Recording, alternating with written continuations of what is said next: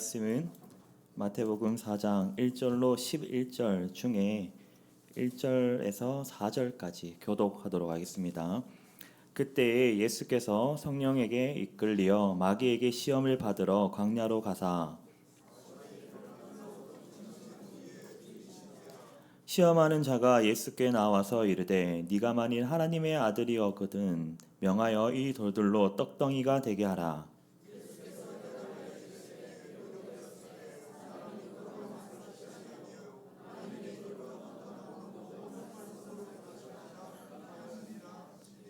아멘. 여러분 혹시 보이스피싱이라는 단어는 너무나도 익숙하게 잘 알고 계시죠? 제가 대학교 때쯤인가 보이스피싱이라는 이 언어가 새로 나오게 된 건데 음성과 개인정보 그리고 낚시라는 이 세 가지 단어가 합쳐져서 보이스피싱이라고 합성어가 되었습니다. 불법적으로 수집한 개인정보를 가지고 전화로 사기를 치는 범죄인 것이죠. 근데 너무나도 요즘에는 잘 알고 계시기 때문에 보이스 피싱에 대해서 대처도 잘하시고 뭐 여러 가지로 뭐 은행 감기기만 해도 다 붙어 있잖아요. 보이스 피싱을 조심하라고. 그런데도 불구하고 이 사기범들은 그냥 넘어가지 않습니다. 어떻게든 속여서 이익을 얻기 위해서 기상청이한 수법으로 덤벼듭니다. 예를 들어서 해외 출장 간 아들이 돌아오는 날에 연락을 해서 아들이 이제 입국을 하려면 뭐 어떤 돈이 필요하기 때문에 바로 보내야 된다. 그래야지 아들이 입국할 수 있다. 이런 듯이 갑자기 그렇게 전화가 오면 넘어갈 수밖에 없죠. 아무리 똑똑한 사람이라도 대부분 넘어가게 되는 것이 바로 보이스피싱입니다. 뭐 군대 간 아들, 그리고 지갑을 잃어버린 딸, 뭐 이러한 등등 가족이나 아주 가까운 지인들을 통해서 사기를 치기도 합니다. 이럴 때 성경에도 이보다 더 심각한 인생을 망가뜨리는 보이스피싱이 있습니다. 사탄이 우리를 유혹하는 영적인 보이스피싱인데요. 성도는 이러한 보이스피싱을 잘 분별하고 대처하고 그리고 그것에 어떻게 나아가야 할지 우리가 사탄에게 속으면 안 되겠죠.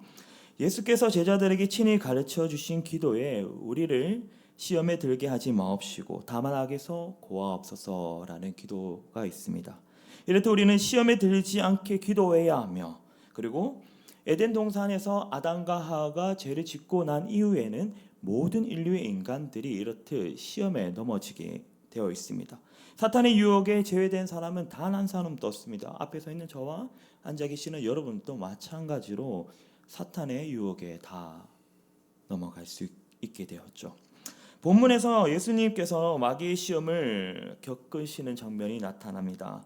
예수님이 공생의 구원 사역을 시작하시기 첫 번째 하셨던 것은 바로 세례를 받는 것이고 그 다음 세례를 받고 난 이후에 하셨던 일이 바로 시험을 받는 일이었습니다. 여기서 사탄의 시험은 누구에게도 예외가 될 수 없다는 것을 우리가 알 수 있습니다. 뭐 보이스피싱을 사기치는 사람이 대상을 가립니까? 아닙니다. 다 어느 사람이든 다 대상이 될 수 있듯이 사탄의 시험을 예수님께서도 똑같이 받으셨다는 것입니다. 단 예수님께서 받으셨던 그 시험은 우리가 받는 시험에 대한 의미가 다를 뿐입니다.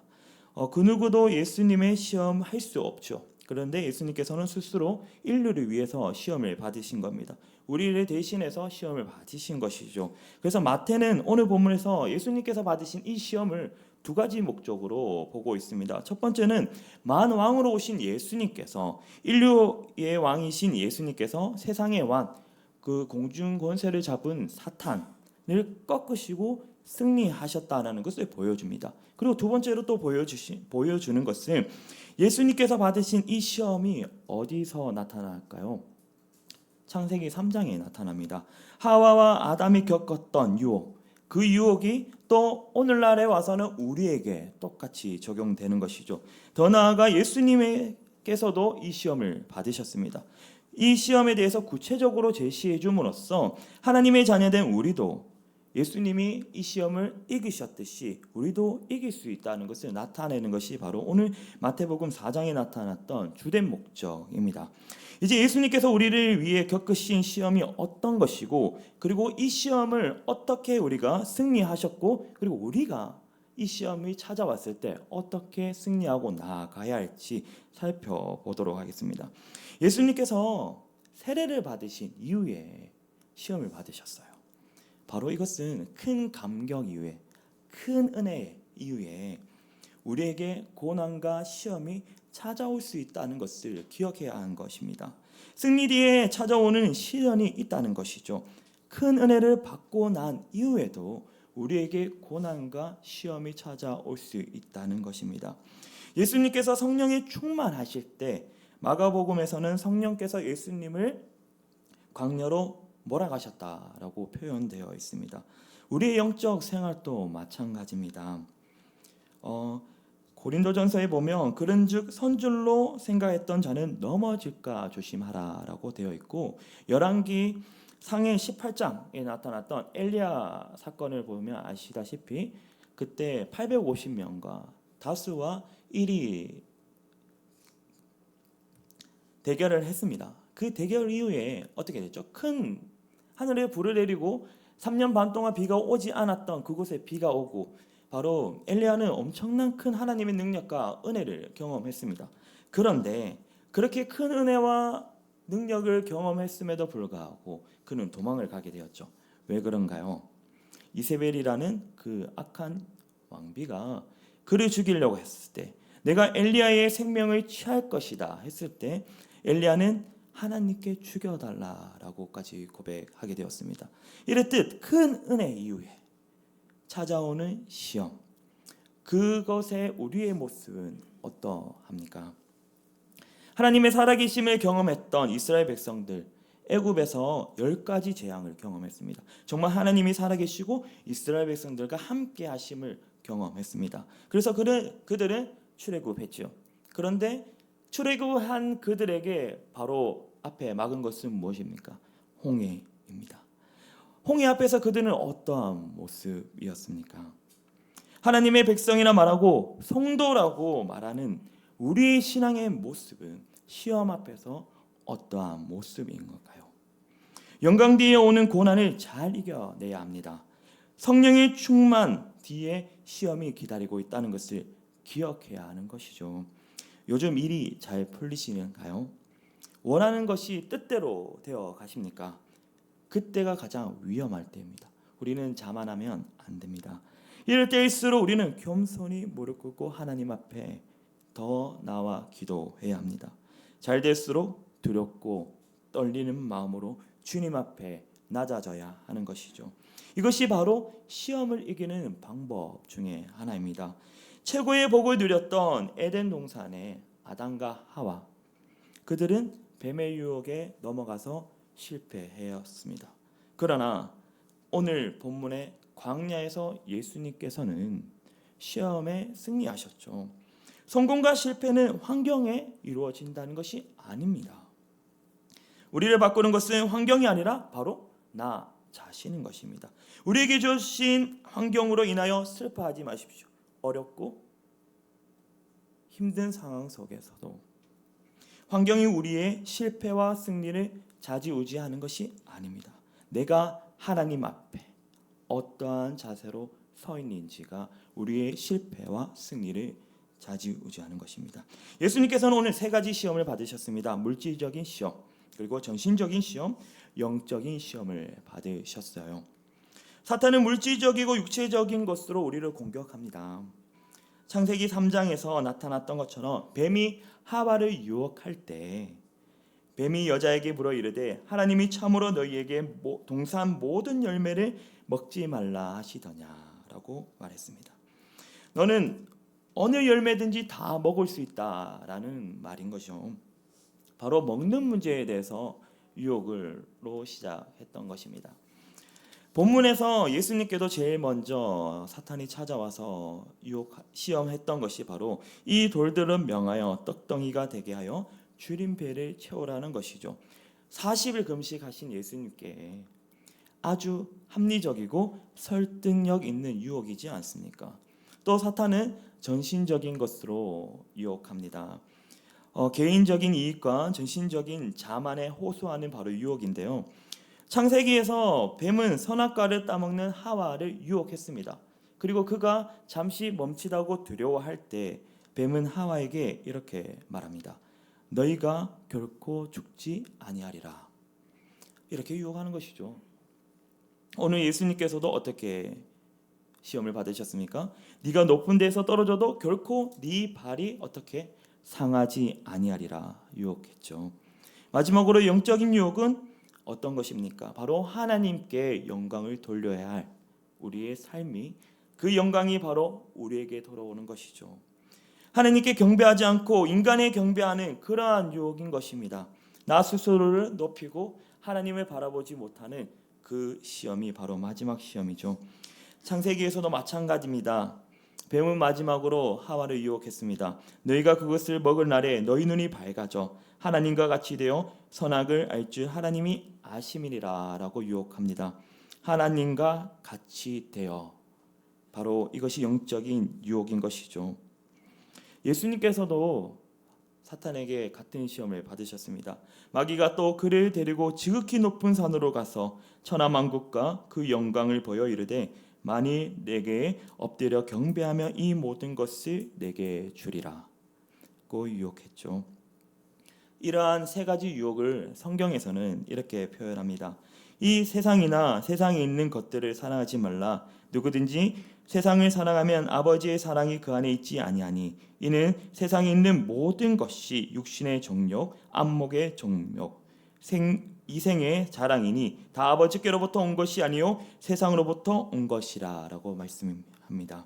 육신의 정욕이 바로 물질적인 것이고 안목의 정욕이 바로 정신적인 것이고 이생의 자랑이 바로 영적인 것이죠. 아담과 하와에게 행했던 이 시험이 그대로 예수님께도 적용되었습니다. 오늘날 우리에게 똑같이 이 세 가지 시험이 계속해서 찾아옵니다. 오늘 말씀에서 말씀하고 있죠. 사탄은 바로 이렇게 하나님을 의심하게 만듭니다. 여기에서 유익할 것은 하나님 그분 자체의 말씀이라 그분 자체를 부인하게 만들지는 않습니다. 단지 의심하게 만드는 것이죠. 하나님이 없다. 하나님이 너희를 사랑하지 않는다. 하나님의 말씀이 틀렸다. 이렇게 극단적으로 다가올 경우에는 우리는 방어하게 되지만 되게 교묘하게 찾아옵니다. 창세기 3장에 나타났던 것처럼 하나님이 너희더러 동산의 모든 열매를 먹지 말라 하시더냐. 참 묘하지 않습니까? 하나님이 다 먹어라 했는데 에덴 동산에 있던 중간에 있던 과실만 먹지 말라고 다 먹어라 했잖아요. 그런데 오히려 너희더러 모든 동산의 모든 열매를 먹지 말라 하시더냐. 사탄은 예수님께도 이와 같은 질문을 오늘 본문에 합니다. 이르되 네가 만일 하나님의 뭐라고요?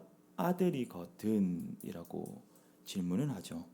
예수님께서 세례를 받으시고 하나님께서는 예수님을 향하여 이렇게 말씀하셨습니다. 이는 내 사랑하는 아들이요 내 기뻐하는 자라라고 하셨어요. 그의 사탄은 예수님께 이렇게 반박하고 질문합니다. 진짜 하나님의 아들이냐?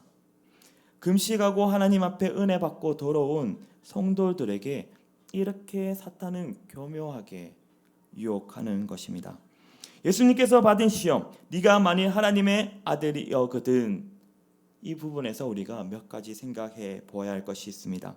바로 돌들을 떡으로 만들어서 너 자신이 하나님의 아들임을 증명하라고 하는 것이죠. 돌들을 들어서 만들 수 있으신 분이 예수님이십니다. 하나님의 아들이심을 돌들로 떡을 만들어서 증명하실 수 있는 분이죠. 그러나 예수님께서 그것을 증명하셨을 때 더 이상 하나님을 의지하지 않는 것이지 않겠습니까? 하나님의 말씀과 그분의 뜻에 순종하지 않는 것이지 않겠습니까? 자기 자신의 힘에 의지하고 스스로 모든 것을 할 수 있다. 나는 할 수 있다라는 것에 유혹에 넘어가는 모습이지 않겠습니까? 자신의 욕망을 채우기 위해서 사용하는 자신의 능력인 것이죠. 이런 유혹은 신앙생활을 오래 하고 오래 하신 분일수록 더욱더 찾아옵니다. 모든 일이 다 잘 되어갈 때, 교회 일, 가정의 일 할 때 하나님을 의지하지 않게 됩니다. 왜 그럴까요? 나의 경험, 나의 지식, 내 방법에 의존하게 되는 것입니다. 이것이 바로 유혹이죠. 여리고성을 점령했던 그들이 그 이후에 어떻게 됐습니까? 몇 명만 올라가서 쳐도 된다. 여리고성을 점령했던 그곳에서 하나님의 은혜는 쏙 빠지고 자신들의 경험이 나타나는 것이죠. 과거에도 잘 되지 않았느냐? 계속 그 방법대로 하며 성공하지 않겠느냐라는 유혹인 것이죠. 과거에 분명히 우리는 스스로 모든 것을 할 수 없습니다. 하나님께 받은 은혜로 살아가고 하나님께서 주신 그 은혜로서 살아갔습니다. 그런데 시간이 지나고 경험이 쌓일수록 그 은혜는 쏙 빠지고 우리의 경험만 남게 되는 것이죠. 우리의 경험만 남게 되었을 때 사탄은 찾아와서 이렇게 말하는 것이죠. 그 경험대로 해라. 잘 할 수 있지 않느냐? 지금까지 그렇게 해오지 않았느냐? 네 실력과 네 힘과 똑똑함에 의지하라는 것이죠. 성도는 어떻습니까? 하나님의 은사와 능력을 입은 자들입니다. 에베소서에서 나타나고 있습니다. 그리스도 예수 안에서 선한 일을 위하여 지으심 받은 자라고요. 곧 인간은 하나님의 영광을 위해서 그분을 영원토록 기뻐하고 즐겁게 해드리기 위하여 존재하는 자들입니다. 이를 위하여 우리가 받은 은사와 능력을 활용해야 되고 사용해야 되어야 할 우리들인데, 이 모든 것도 우리 것이 아니고 하나님께서 주신 것인데 사탄은 그것을 가지고 우리를 위해서 살아가려고 하죠. 오늘 아침에 은혜를 받았다 하더라도 점심때 또 기도하고, 점심때 기도했다 할지라도 저녁에 기도하고, 자기 전에 기도하고, 하나님의 늘 인도하심을 기다리고 바라고 해야 할 것이 바로 우리 그리스도인의 삶이 아닙니까? 우리는 내 능력을 의지하지 않고 내 경험을 의지하지 않고 살아가는 자들 아닙니까? 하나님의 은혜를 간구하며 하나님만을 바라보는 우리의 삶이지 않습니까? 하나님 없이도 행복할 수 있고 돈 벌 수 있고 권력을 가질 수 있고, 이러한 잘못된 세상의 유혹으로서 우리는 이겨야 하고 벗어나야 합니다. 그리고 예수님께서 40일 금식한 이후에 줄이셨다라는 단어가 나옵니다. 말 속에 그 의미가 나타나 있듯이 현실적으로 배고픈데 먹으라고 하는 것이죠. 말처럼 정말 설득력 있는 것입니다. 누구든지 사람이 현실에 약하고 물질에 약하고 육체적으로 약합니다. 때로 예수님을 잘 안다고 할지라도, 신앙생활이 크고 많은 오랫동안 교회를 다닐지라도 우리가 가장 약한 부분이 바로 물질적인 부분입니다. 돈 앞에는 장사가 없죠. 그렇게 예민할 수가 없습니다. 사탄은 너무나도 잘합니다. 이것을 이용하죠. 예수님께도 찾아가서 시험했던 것이 배고프니까 먹으라는 것이죠. 다른 문제가 없다는 것이죠. 바로 당위성에 있는 문제만 있다는 것입니다. 배고프니까 먹으라는 것인데요. 그리고 또 이렇게 사탄은 예수님께 말합니다. 하나님의 아들이면서 왜 금식하느냐? 왜 배고파야 해? 형편없는 이 광야에서 왜 그렇게 고생을 하느냐? 이러한 문제를 가지고 유혹하지 않습니까? 이사야 49장 10절에 보면 그들이 줄이거나 목마르지 아니할 것이며 더 위에 볕이 그들을 상하지 아니하리라 라고 말씀하고 있습니다. 이랬던 하나님의 언약과 약속이 우리와 함께 하는데 너는 왜 그렇게 힘드냐? 그것이 무엇이냐? 너는 하나님의 아들이지 않느냐? 그렇게 시험하고 있는 것입니다. 바로 예수님을, 하나님을 의심하도록 시험하는 것이죠. 그러나 예수님께서는 세상에 본인이 온 것이 자신의 뜻을 이루름이 아니라 하나님의 뜻을 이루기 위해 오심을 너무나도 확신하고 알고 계신 것입니다. 그래서 예수님이 이 모든 유혹에서 벗어날 수 있던 것입니다. 요한복음 5장에서 나는 나의 뜻대로 하려 하지 않고 나를 보내신 이의 뜻을 하려 함이라. 6장에서 내가 하늘에서 내려온 것은 내 뜻을 행하려 함이 아니요 나를 보내신 이의 뜻을 행하려 함이라 라고 예수님께서 말씀하셨습니다. 우리에게 있어서 바로 배고픈 것이 문제가 아닙니다. 배 부른 것도 문제가 아닙니다. 그러면 무엇이 문제겠습니까? 바로 하나님의 뜻대로 살아가고 있는지, 나의 삶이 하나님의 뜻하신 대로 성경대로 살아가고 있는지, 그것이 문제인 것입니다. 배고픔의 문제는 배부름으로 해결되지 않습니다. 하나님의 뜻대로 살고 있는지 그것으로 해결되는 것이죠. 우리가 만약 하나님의 뜻대로 말씀대로 순종하고 충성하고 있다면 어떤 대가를 치르더라도 어떠한 것을 두려워하지 않을 것입니다. 바로 기쁘고 즐거운 삶을 살아갈 수 있게 되는 것입니다. 본문 4절 예수님께서 대답하여 이르시되 기록되었으되 사람이 떡으로만 살 것이 아니요 하나님의 입으로부터 나오는 모든 말씀으로 살리라 라고 말씀하셨습니다. 예수님께서 마귀의 물질적인 이러한 유혹을 가지고 대처하신 비결은 바로 기록된 말씀대로 응하셨다는 것이죠. 그런데 하와의 실수는 무엇입니까? 뱀이 찾아왔을 때 말씀대로가 아니라 바로 자신의 생각대로 대답했던 것이 올무가 되었고 그것이 바로 넘어질 수밖에 없었던 문제였습니다. 예수님은 하나님의 아들이셨지만 자신의 권위와 경험과 생각으로 사탄과 싸우지 않으셨습니다.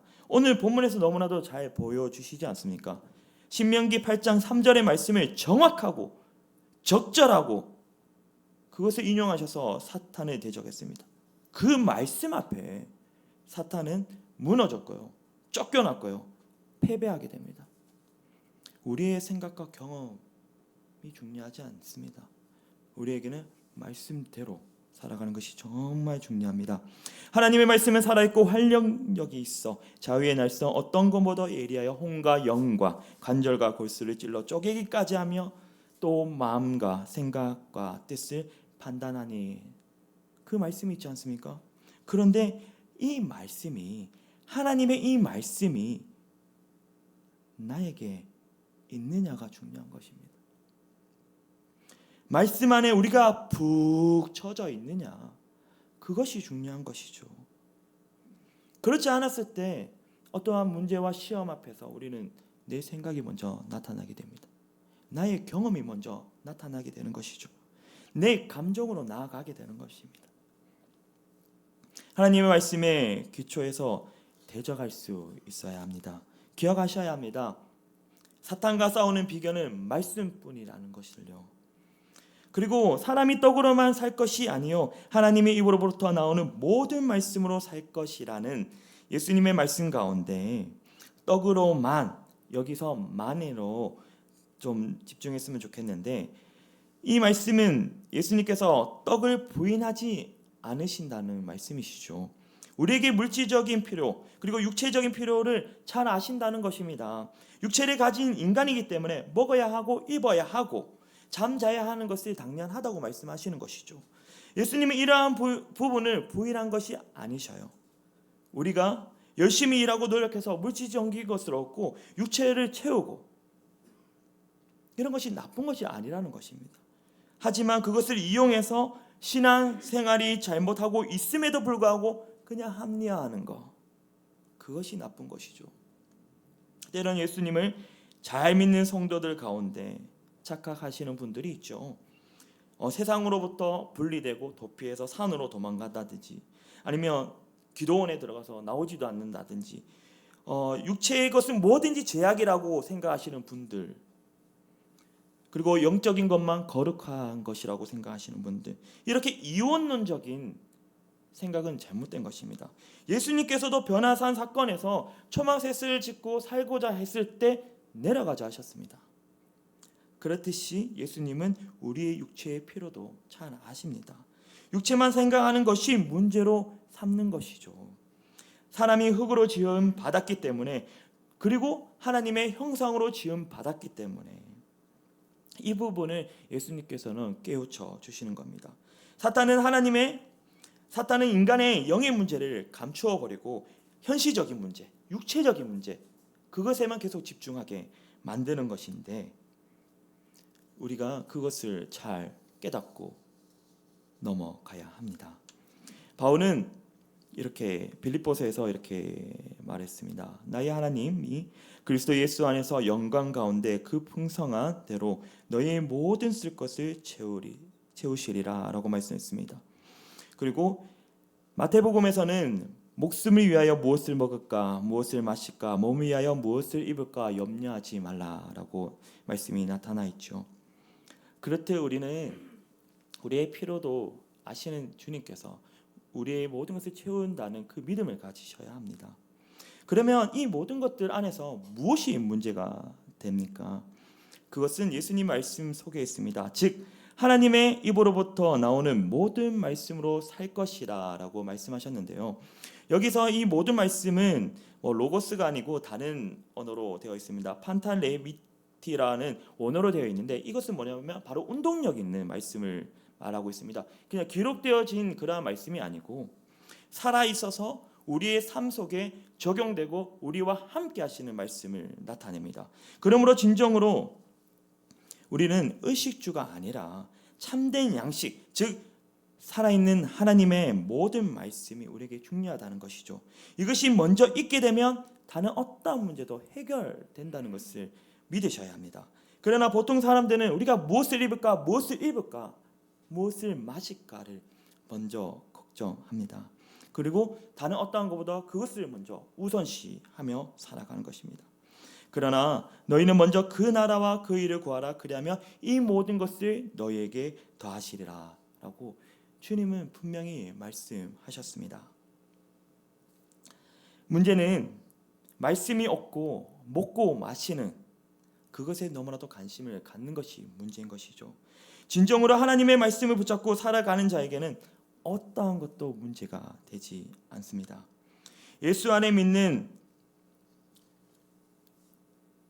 사람들은요, 문제가 찾아왔을 때 다른 어떤 것도 문제가 되지 않습니다. 하지만 예수를 믿지 않는 세상적인 사람들은 영적인 것을 모르기 때문에 자꾸 육체를 채우려고 합니다. 먹을 것을 찾게 되지요. 무엇을 입고 쾌락을 찾게 되는 것입니다. 돈이 많은 것이 성공하는 것이고 권력이 높아지는 것이 성공하는 것이 되는 것인데 그것이 절대적인 기준이 아니지 않습니까? 그러나 영적으로 하나님의 말씀이 충만한 사람은 배고프나 배부르나 괜찮습니다. 실패해도 성공해도 괜찮습니다. 살아도 주를 위하여 죽어도 주를 위하여 그것이지 않겠습니까? 바로 환경과 모든 것을 초월하는 그러한 삶을 살아가는 것이죠. 우리가 예수님의 일생을 돌아볼 때 세상적인 잣대를 가지고 예수님의 삶을 돌아볼 때 어떻습니까?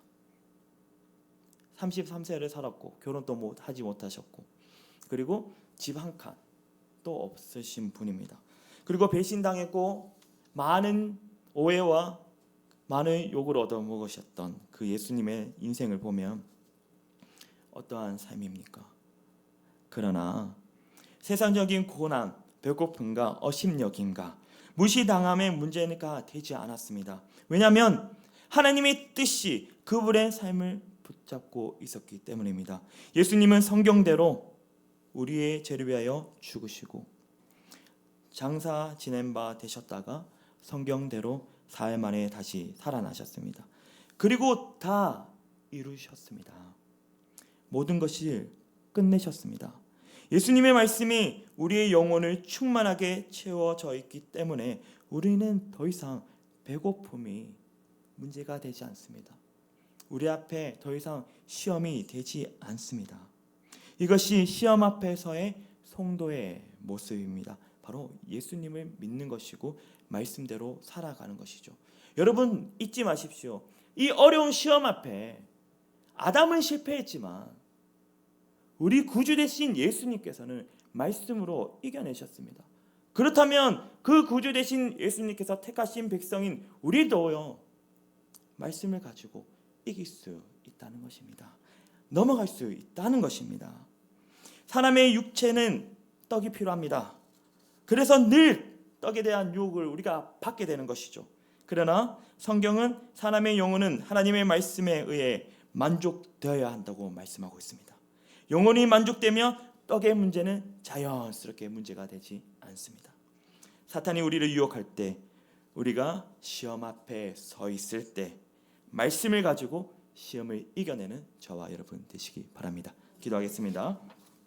사랑과 은혜가 풍성하신 하나님, 오늘 우리도 많은 시험 가운데 있을 때 주의 말씀을 가지고 예수님을 본받아 승리하고 주님 앞에 바로 서서 주님께만 영광 올려드리는 우리의 삶이 되게 하여 주시옵소서. 모든 것 주님께 맡깁니다. 예수님 이름으로 기도합니다. 아멘.